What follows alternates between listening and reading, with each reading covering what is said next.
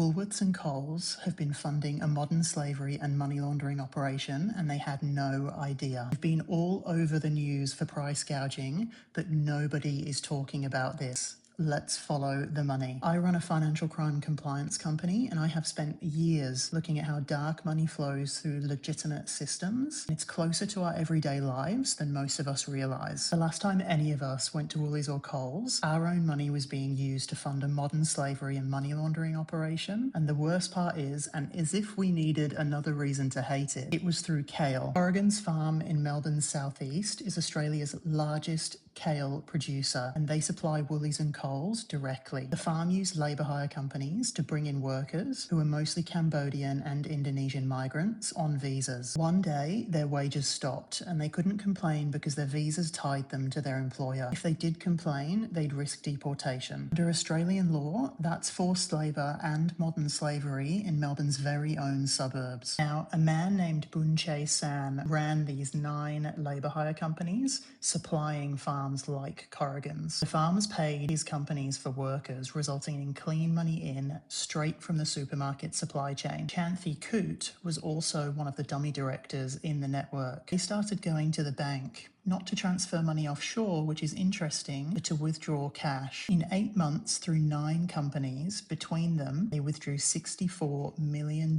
in cash. That cash was handed to someone known only as the driver and swallowed into the black economy. But it turns out that Chanthy Coote wasn't actually in charge of those companies, and the liquidator during the case referred to her as a dummy director with somebody else pulling the strings. When she went to federal court for this, a judge ordered her to name her boss, and she refused, stating that there would be consequences for her and her family if she did. Until this year, the accountants managing these companies' books had 0 legal obligations to report those suspicious withdrawals. And under Australia's Modern Slavery Act, Woolies and Coles are actually legally required to assess forced labour risks all the way down their supply chain. Now, whether they did in this particular case is a very different story. This is why we follow the money, because dark money is absolutely everywhere and it's not often in the obvious places. And before all of this, if you'd have told me that my weekly supermarket shop was funding a modern slavery and money laundering operation, I would have called you absolutely crazy. Follow for more and spread the awareness.